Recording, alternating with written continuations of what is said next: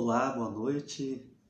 Mais uma vez queremos nos reunir para dar mais um passo no nosso caminho do coração, preparando-nos para a solenidade do Sagrado Coração de Jesus, que vamos celebrar na próxima sexta-feira. Iniciamos ontem a nossa caminhada, fazendo esse percurso, aprofundando um pouquinho mais o simbolismo da palavra coração. Olhamos ontem um pouco sobre esse simbolismo em outras culturas e hoje nós queremos entrar um pouquinho na nossa caminhada, ou melhor, na história da igreja. Claro que é um olhar panorâmico, um olhar assim bastante superficial, mas que pode nos ajudar, quem sabe, com as citações que hoje nós vamos fazer, sobretudo de alguns santos chamados padres da igreja, podem nos ajudar, quem sabe, a amar ainda mais essa espiritualidade que nos ajuda muitíssimo no seguimento de Jesus. Obrigado a todas as pessoas que já estão entrando, a todos aqueles que ontem deixaram os seus recados, suas mensagens. Muito obrigado. Eu aqui no momento eu não tenho acesso aos recados que vão chegando, só quando termina é que eu tenho como verificar. Mas desde já eu agradeço as pessoas que estão aí unidas a nós nesse momento da nossa live. Queremos então iniciar esse nosso segundo dia, em nome do Pai, do Filho e do Espírito Santo. Amém. Que seja um momento de partilha, que seja um momento de reflexão e que seja também um momento orante, onde nós queremos nos colocar com a nossa vida e com aquilo que nós temos diante do coração de Jesus. Obrigado a todas as pessoas que estão entrando aqui no Facebook da província dos Missionários do Sagrado Coração. Uma alegria nesse sábado à noite, às 20h30, ter você aqui conosco. Tá bom?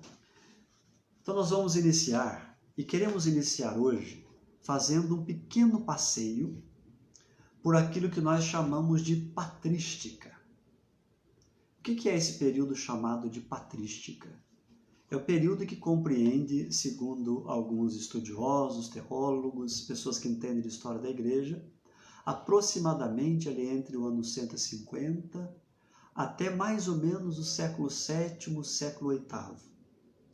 Estes vários autores que escreveram, que refletiram neste tempo, vão trazer para nós uma contribuição fundamental. E por quê? Porque a importância deste período que nós chamamos de patrística, que nós vamos citar hoje aqui nessa nossa conversa, reside principalmente no fato de que ela produziu grande parte do pensamento, esses primeiros séculos, produziu grande parte do pensamento que daria origem a todo o sistema teológico cristão. Ali estão as bases da nossa teologia, da espiritualidade, da liturgia. As bases foram dadas nesse período que nós chamamos de patrística. Foi no período patrístico que surgiu a maior parte doutrinária do pensamento cristão, pois os chamados padres da igreja, padres aqui mais como sentido de pai, não porque eram sacerdotes, claro, a grande maioria eram sacerdotes e bispos, mas no sentido de pai, dos primeiros. Eles que foram pais da igreja tiveram a missão então de formular o princípio de todo o pensamento cristão, que daria origem ao que chegou até nós, a partir da reflexão dos evangelhos e, sobretudo, tentando trazer e fazer uma junção com a filosofia grega, eles vão tentar elaborar toda a riqueza do pensamento cristão que nós temos nesses primeiros séculos que nós chamamos de patrística. Foram eles, os padres da igreja, responsáveis por confirmar e defender a fé católica, a liturgia, a disciplina, criar os costumes e orientar e ir decidindo os rumos da igreja cristã ao longo desses 7, 8 primeiros séculos do cristianismo. Tá bom? Então é um pouquinho nesse espaço dos primeiros séculos aí que nós vamos estar hoje conversando um pouquinho sobre a questão do coração de Jesus, a espiritualidade ou a devoção. O que pensaram? Falaram sobre a devoção do Sagrado Coração de Jesus nessa época? Como é que era o pensamento que se tinha, então, nesse momento da história, da nossa história cristã? A patrística costuma ser dividida pelos entendidos em 3 momentos. O primeiro momento até o ano 200, onde se dedica à defesa do cristianismo, nós chamamos de apologia. Eles vão defender, tentar trazer argumentos, justificando esses argumentos, embasando ali nos evangelhos, na discussão com a filosofia grega, tentando então defender o período apologista que nós chamamos, com os padres apologistas. O grande nome é São Justino, que foi mártir. Depois vai até o período do ano 450, o segundo momento, período em que surgem os primeiros grandes sistemas, chamados assim da filosofia cristã. Aí temos nomes de figuras muitíssimo conhecidas que nos influenciam até hoje, por exemplo, como Santo Agostinho, São Clemente de Alexandria e tantos outros. Mas o grande nome, sobretudo, é Santo Agostinho, considerado o maior, ou um dos maiores, muitos consideram de fato o maior, dos padres da igreja neste período. E depois o terceiro período, até o século VIII, onde serão reelaboradas as doutrinas já formuladas aí de cunho original. Então, esses três períodos, né? E quando nós falamos da devoção, então, ao Sagrado Coração de Jesus, o que vem na nossa cabeça, né? Muitos de nós, e a gente escuta e lê, pensamos que a devoção ao Sagrado Coração de Jesus, ou a espiritualidade do coração, surgiu somente com as experiências místicas de Santa Margarida Maria, que vai vir depois no século XVII da Igreja. É claro que a maneira de perceber e os rumos que a devoção ao Sagrado Coração de Jesus vai ter depois das revelações, das experiências místicas de Santa Margarida Maria, vão dar um novo vigor a essa devoção. Vão dar uma outra mentalidade, vão dar um impulso totalmente diferenciado daquilo que tinha se vivido até então. Contudo, quando nós ampliamos nosso olhar, né, sobre a história da igreja, mesmo que de maneira panorâmica, como nós estamos tentando fazer por aqui, mesmo que de forma introdutória, como nós estamos fazendo, percebemos que as raízes desta devoção, dessa espiritualidade do coração de Jesus, se encontram já desde o início da caminhada das primeiras comunidades cristãs e passando esse período que nós chamamos de patrística. Muitas vezes, sem falar diretamente, usar o termo coração de Jesus ou devoção, mas usando outras maneiras, outras formas de se dirigir ou de expressar ou de falar desta forma de espiritualidade. Nós escutamos e lemos muito sobre isso, a falar que no primeiro milênio da nossa era cristã, a ideia do Sagrado Coração era desconhecida. Você escuta falar bastante disso, vários autores, inclusive, defendem esta ideia, que nos primeiros mil anos do cristianismo, a ideia do Sagrado Coração de Jesus era desconhecida. Certamente nós temos que levar em conta, como nós estamos dizendo, né, que os termos e expressões utilizadas neste primeiro período da história cristã, período da história da igreja, precisam ser compreendidos com as categorias que se tinha então. Para esclarecer esse ponto, né, e talvez superar um pouquinho essa visão que não é de toda verdadeira, porque se referia-se ao coração de Jesus, com outras expressões, nós vamos utilizar aqui as referências do missionário do Sagrado Coração, um grande teólogo chamado Bovémars. Bovémars, ele vai citar, sobretudo, dois outros teólogos jesuítas, chamados Hugo e Karl Rahner. Já citamos Karl Rahner ontem, e Hugo Rahner também vamos citá-lo hoje. Então, Bovémars vai dizer que esses dois teólogos, muito próximos, mais próximos de nós, Hugo e Karl Rahner, resgataram, lá dos padres da igreja, desse período que nós estamos falando hoje, numerosos escritos à luz da teologia e à luz da teologia bíblica, que trouxeram para nós a descoberta ou a redescoberta, trouxeram à tona temas que foram a fonte da mística medieval sobre esta devoção e que continua a ter influência até hoje. Citando, por exemplo, 3 textos do Evangelho de São João, que foram largamente refletidos e comentados pelos padres da igreja com referência ao coração de Jesus. Então, esses dois teólogos fazem um resgate de alguns textos bíblicos, sobretudo o Evangelho de São João, que foram utilizados pelos padres da igreja, referindo-se a essa ideia do coração, ou desse centro interior, esse centro íntimo, da intimidade da pessoa de Jesus, como nós estamos entendendo como coração. 3 textos, sobretudo, do Evangelho de São João, foram largamente utilizados, segundo Karl Rahner e Hugo Rahner, pelos padres da igreja. primeiro deles é o texto do Evangelho de São João, no capítulo 7, versículo 37 e 38, onde São João vai narrar o seguinte: no último dia, que é o principal dia da festa, estava Jesus de pé e clamava. Veja o que Jesus dizia: se alguém tiver sede, venha a mim e beba. Quem crê em mim, como diz a Escritura, do seu interior manarão rios de água viva. Do seu interior manarão rios de água viva. Esse é um dos textos que é utilizado, essa expressão do seu interior, referindo-se a essa ideia de coração. Esse texto citado várias vezes por vários padres da igreja, segundo Hugo e Calvano. Um outro texto que, segundo eles utilizavam, é de João 13, 22. Segundo eles, existe uma tradição na patrística sobre São João, o discípulo amado, daquele episódio onde ele reclina-se sobre o peito de Jesus, lá na última ceia. Ele reclina-se sobre o coração de Jesus. Então criou-se uma reflexão bonita sobre esta intimidade de João com o coração de Jesus, a partir dessa interpretação feita por alguns padres da igreja, desse fato citado por São João, o discípulo amado. E o terceiro texto, o texto que fundamenta boa parte da espiritualidade do coração, de João 34, quando fala que um dos soldados vai com a sua lança, depois de Jesus de perceber que já estava morto, fere o seu lado, e ali do seu lado imediatamente vai sair sangue e água. Vários padres da igreja citam essa passagem dizendo que do costado de Jesus ferido, do seu lado, do seu coração, vai nascer a igreja. Vários padres da igreja vão fazer essa interpretação dizendo que aí está a gênese da igreja. Do coração de Jesus nasce a igreja. Do lado aberto de Jesus nasce a igreja.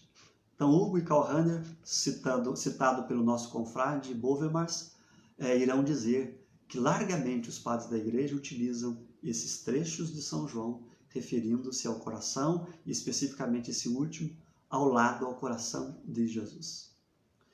E dentre tantas outras referências dos padres da igreja, de tantas figuras, dos padres da igreja, desses 7 primeiros séculos, pelo menos, nós vamos ficar um pouquinho aqui nos 4 primeiros séculos e queremos citar alguns padres da igreja e algumas citações, ou melhor, algumas referências que eles fazem sobre o coração de Jesus, tá bom? Vai ser uma conversa assim, bastante panorâmica, não vamos aprofundar, vamos citar simplesmente, mas para a gente ter noção que já nesse período inicial da igreja se falava, se refletia, se meditava no coração de Jesus, talvez não como nós, certamente não como nós temos hoje a devoção, mas já tinha essa citação que serve inclusive de base para o que virá depois, né? É claro que nesse momento fala-se das chagas de Cristo, por exemplo, fala-se do coração transpassado, tá bom? Vamos lá então. O primeiro que nós queremos citar é São Justino, grande São Justino, que morre no ano de 165, né? Filósofo cristão e cristão filósofo, ele é definido assim, dada a sua capacidade de reflexão. Ele nasce na Samaria, do século II, e o itinerário da sua conversão a Cristo passa por uma vasta experiência de reflexão filosófica, como estoico, pitagórico, na filosofia aristotélica, neoplatônica. Ele vai buscando. E na medida que vai buscando, quando tinha 30 anos, ele descobre o cristianismo, torna-se seu propagador, e para proclamar ao mundo essa descoberta que ele faz, quando ele encontra Cristo, ele vai escrever, então, as suas 2 apologias. Inclusive, era um homem de uma capacidade tão grande que a primeira ele vai dedicar ao imperador Antonino Pio e ao filho dele, Marco Aurélio, conhecido da história, ao Senado e ao povo romano. Quando ele vai a Roma, ele é denunciado, e ele e seus companheiros são, então, martirizados. São Justino vai dizer o seguinte sobre o coração de Cristo. Olha que bonito. Nós cristãos, abre aspas, que é ele que está falando. Nós cristãos somos o verdadeiro Israel que se origina de Cristo, porque saímos do coração de Cristo, diz São Justino, como que de uma rocha. Chamava Cristo de o transpassado. São Justino vai dizer, vou repetir, nós cristãos somos o verdadeiro Israel que se origina de Cristo, porque saímos do coração de Cristo como de uma rocha. Olha que passagem bonita que está em São Justino, esse grande mártir, os primeiros, né, da história da igreja. Outro padre da igreja, uma figura eminente e controversa, é Orígenes. Vem um pouquinho depois de São Justino, a data da sua morte, 253. Orígenes, que não é santo, canonizado pela igreja, mas que é filho de Marte. O pai de Orígenes foi martirizado, foi perseguido e martirizado. Grande filósofo, grande pensador cristão, mas ele teve uma visão um pouco radical, né, do segmento de Cristo, e fez uma interpretação muito ao pé da letra da passagem de Mateus 19:12, que o levou a uma automutilação.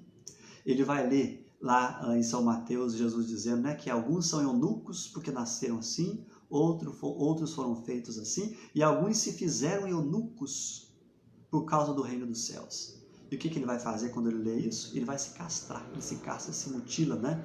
Claro que isso não foi compreendido e não tinha como ser, né, esse exagero desta forma de compreender a Sagrada Escritura, né, esse trecho sobretudo, mas isso não tira o mérito da grandeza do pensamento de Orígenes. E veja o que ele vai dizer. Para ele, São João bebe do coração do Senhor as correntes de águas vivas, citando São João. E vai dizer ainda que é mais pelo coração do que pelo cérebro que entramos em contato espiritual e concreto com o divino. Então, ao analisar, ao refletir sobre o Evangelho de São João, ele vai dizer que São João bebe do coração do Senhor as correntes da água viva. E que nós, por outro lado, entramos em contato espiritual mais concreto com o divino, muito mais pelo coração do que pelo cérebro. Outro padre da igreja, que morre no ano de 253, é São Hipólito Romano, que se destaca pela grande erudição e eloquência, considerado o maior teólogo da igreja ali de Roma da sua época. Orígenes, inclusive, escutou um sermão de São Hipólito, que certamente ajudou no seu processo de conversão.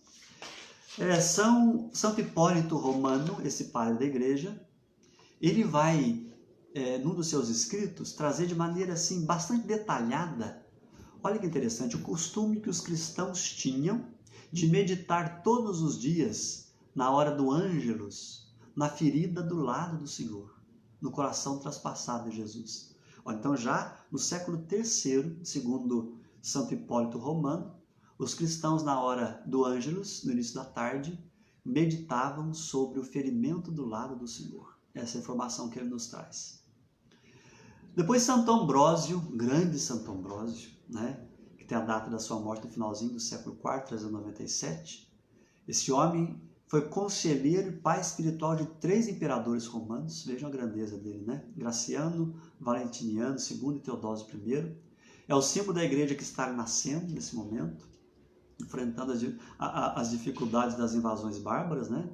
Após os sofridos anos de perseguição e de vida escondida. Foi graças à atuação de Santo Ambrósio, né, que a igreja de Roma conseguiu tratar com o poder público sem servilismo, né, de maneira equilibrada, de maneira autêntica, de maneira independente, graças a ele.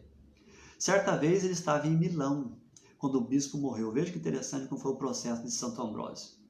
Ele era um bom jurista, funcionário imperial, filho, inclusive, de uma tradição de pessoas ligadas ao império, né? Ele provocou evitar um conflito nas novas eleições quando o bispo morre, com seu discurso firme, sensato, ali como jurista, ele vai ali, como prefeito, uma espécie de prefeito, né, de Milão, ele vai lá para esse momento da eleição do bispo. Depois do seu discurso, que foi tão sereno e tão equilibrado, a Assembleia aclama-o como bispo de Milão. E ele recusa, por quê? Porque ele não era nem batizado, ele estava se preparando para se batizar, né?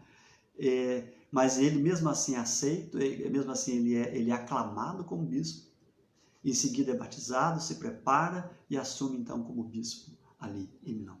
Esse grande homem, o que ele vai falar do coração de Jesus? Ele deixa uma oração, na verdade, baseada em São João, no capítulo 27, onde ele revela a sua devoção pelo lado ferido do Senhor, pelo coração de Cristo. Ele vai dizer: bebe de Cristo, pois é a rocha da qual brota a água. Bebe de Cristo, pois ele é a fonte da vida.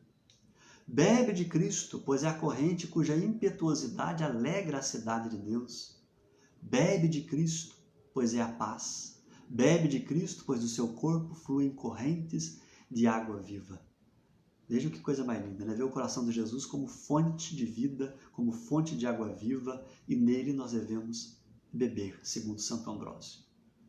Outro grande padre da igreja, São João Crisóstomo, contemporâneo de Santo Ambrósio, morre no ano 407, arcebispo de Constantinopla, um dos mais importantes patronos, né, das cabeças desse momento do cristianismo primitivo. É conhecido por suas poderosas homilias, por sua habilidade em oratória, por sua denúncia dos abusos cometidos tanto por líderes políticos quanto eclesiásticos da sua época, pela sua divina liturgia, né, Divina Liturgia de São João Crisóstomo, que chega até nós, e pelas suas práticas ascetas. É um homem extremamente rigoroso no cumprimento de práticas religiosas, no ascetismo, na busca, né, do seu contato com Cristo. O nome, o epíteto, né, Crisóstomo, significa boca de ouro, por conta da força da sua oratória, da sua pregação, né?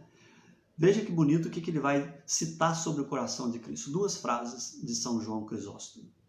A lança do soldado abriu o lado de Cristo, e de sua ferida Jesus formou a igreja, como foi formada Eva, a primeira mulher de Adão. Então veja que bonito, aquilo que nós falamos lá atrás, que Calhania resgatou, aqui nós temos uma frase de São João Crisóstomo, né? Ele vai defender então que a igreja nasce do lado de Cristo, do coração de Cristo. A lança do soldado abriu o lado de Cristo, e da sua ferida Jesus formou a igreja, como foi formada Eva, a primeira mulher de Adão. E diz outra frase: ao aproximar-se do grande cálice, faça-o como se fosse beber do próprio lado ferido de Cristo. Então ele vai dizer, no momento da comunhão, quando você vai beber o sangue de Cristo no cálice, fazer isso, esse gesto, com reverência e com amor, como se estivesse bebendo do lado ferido de Cristo, onde jorra o sangue que ele derramou por nós. São João Crisóstomo, esse grande padre da igreja. Um outro padre da igreja, queremos citar, São Jerônimo, que tem a sua morte aí por volta do ano 420.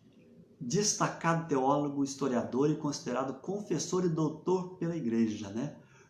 Conhecidíssimo por nós, por conta da tradução da Bíblia que ele faz, né, para o latim, conhecida como Vulgata. Ele faz essa tradução para o latim, a tradução da Vulgata, foi São Jerônimo quem fez, né? E escreveu muitas outras obras. Viveu boa parte da sua vida numa gruta lá em Belém, né, ocupando-se com a tradução dos textos sagrados, né? Uma vida assim quase que de eremita, né, como eremita. O grande São Jerônimo vai dizer o seguinte sobre o coração de Jesus. A pergunta sobre o que é mais importante para que haja um ser humano, Platão responde que é o cérebro, Cristo que é o coração. Olha que coisa linda. A pergunta sobre o que é mais importante para que exista, para que haja um ser humano, segundo São Jerônimo, Platão responde que é o cérebro e Cristo que é o coração. Depois, queremos citar Santo Agostinho, né? Não tem como não falar dos padres da igreja, desse período, sem citar o grande Santo Agostinho, que morre aí no ano de 430, um dos mais importantes teólogos e filósofos dos primeiros séculos do cristianismo, né? Cujas obras foram influentes no desenvolvimento de todo o cristianismo e que chega até nós através da filosofia e da teologia, mas da espiritualidade agostiniana. Né?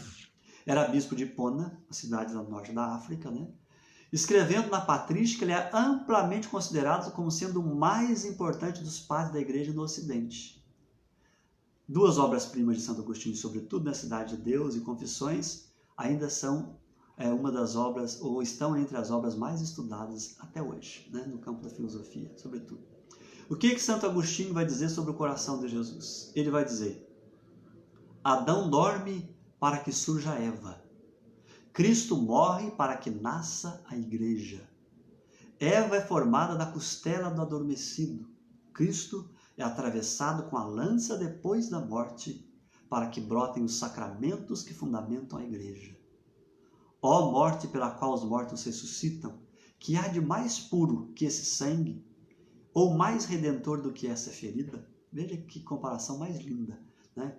Entre aí o surgimento de Eva, da costela de Adão, e da igreja com seus sacramentos do lado de Cristo. Né? Eu vou repetir esse trecho de Santo Agostinho. Adão dorme para que surja Eva. Cristo morre para que nasça a igreja. Eva é formada da costela do adormecido. Cristo é atravessado com a lança depois da morte, para que brotem os sacramentos que fundamentam a igreja. Ó morte pela qual os mortos ressuscitam, exclama ele. Que há de mais puro que esse sangue, ou mais redentor do que esta ferida de Cristo? Claro que se a gente fosse olhar, né, outras citações e a beleza, a profundidade do pensamento de Santo Agostinho com relação ao coração, ele é chamado de filósofo do coração. Na filosofia Cordis tem o fundamento aí em Santo Agostinho, mas não é o nosso caso, aqui nós só queremos citar, né? Que já nessa época se falava, se meditava sobre o coração de Jesus com as categorias de então. E vamos citar mais um, São Paulino de Nola, que vai morrer no ano 431, também padre da igreja. Foi cônsul, um homem extremamente habilidoso, né? Exerceu importantes cargos civis até ser batizado como cristão. Aí o que ele faz? Era um homem muito rico, ele vende todos os seus bens, distribui o dinheiro aos pobres e com a sua esposa, ele era casado, né? Passou a viver uma vida eremítica. Deixa tudo depois que encontra Cristo e vai viver uma vida eremítica. Depois é ordenado padre, naquele momento a questão do celibato era compreendida de outra forma, né? E depois bispo, né, no século V, né, na diocese hoje situada ali na província de região de Nápoles. Né? Ele vai dizer o seguinte sobre o coração de Cristo. João descansou feliz no peito do Senhor, foi embriagado pelo Espírito, porque bebeu diretamente da sabedoria. Citando aquele trecho em que São João, na última ceia, encosta no lado de Jesus, no peito de Jesus, ele vai fazer essa comparação, né? João descansou feliz no peito do Senhor, foi embriagado pelo Espírito, porque bebeu diretamente da sabedoria. Vejam que maravilha, quanta riqueza nós temos nesse período, quanta riqueza nós temos na história da igreja sobre citações ou fundamentações que nos ajudam a compreender a devoção hoje do coração de Jesus. O nosso próximo passo agora é querer olhar um pouquinho para a Idade Média, os místicos da Idade Média, antes ainda de chegar em Santa Margarida Maria, tá bom? Esse vai ser um passo, então, que nós daremos amanhã. Amanhã daremos um passo a mais no nosso caminho do coração, olhando alguns santos, olhando algumas figuras importantes da história da igreja na Idade Média, que vão embasar, agora já com um pouco mais de proximidade com algumas questões ligadas a Santa Margarida Maria, né? A devoção e a espiritualidade ao coração de Jesus, tá bom? Esse vai ser o nosso passo de amanhã. E hoje, então, a gente vai concluindo com essas citações, algumas poucas citações, falando de como entendiam, pensavam, né? Ou como expressavam a forma de entender o coração de Jesus entre os padres da igreja.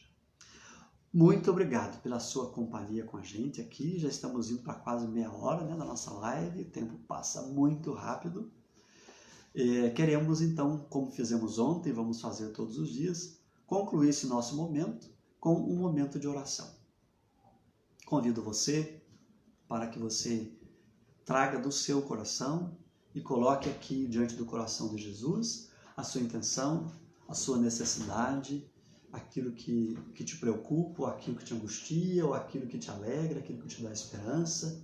Queremos colocar agora no coração de Jesus, rezando a oração ao coração de Jesus sobre uma frase do padre Júlio Chevalier.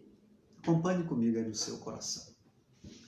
Senhor Jesus, dom do Pai, do teu coração ferido nasce um mundo novo, nova criação de amor e misericórdia, com o Espírito Santo e o poder da ressurreição. Senhor Jesus, por meio da igreja que é teu corpo, torna presente em nosso tempo este mundo novo. Faze de nós oferendas vivas, renova-nos em teu amor, conserva-nos como servidores entre nossos irmãos, completa em nós o que falta à tua paixão, para que seus frutos alcancem todas as pessoas. Que o teu amor e a tua ternura brotem no deserto de nosso coração, e nossos irmãos poderão beber a alegria das fontes abundantes do teu coração, para que chegue o dia em que nós, novos céus e nova terra, sejamos marcados com o teu selo, por meio do Espírito, para a glória do Pai e triunfo do Cordeiro. Amém. Maranatá, vem Senhor Jesus. E como vamos fazer todos os dias, vamos também rezar o culto perpétuo ao coração de Jesus. Hoje, sábado, culto de união. Senhor Jesus, fazemos nossa a tua oração ao Pai para que sejamos um e que o mundo reconheça que Deus está no meio da nossa comunidade cristã. Ajuda-nos a fortalecer a união entre nós. Queremos acabar com toda sorte de ressentimento e rancor através de verdadeiros gestos de fraternidade. Em união com a Virgem Nossa Mãe, nós te recomendamos as comunidades cristãs a fim de que vivam como irmãos na unidade do teu amor. Coração de Jesus, nossa paz e reconciliação, tem compaixão de nós. Nossa Senhora do Sagrado Coração, rogai por nós. São José, exemplo e padroeiro dos amigos do coração de Jesus, rogai por nós. Santo Antônio, rogai por nós. Muito obrigado a todos vocês que estão comigo fazendo esse caminho. Amanhã daremos o terceiro passo nesse caminho do coração, no mesmo horário, às 20h30, nos preparando para a solenidade do Sagrado Coração de Jesus. Depois eu vou lá dar um joinha para todos os recadinhos que vocês deixaram. Muito obrigado pela sua companhia e que Deus e Nossa Senhora dê uma boa noite de descanso para todos vocês. O Senhor esteja convosco, Ele está no meio de nós. Que desça sobre você, sobre a sua família, a bênção do Deus Todo-Poderoso, Pai, Filho e Espírito Santo. Amém. Uma boa noite, obrigado pela sua companhia e até amanhã para o nosso terceiro momento, nosso terceiro passo no caminho do coração.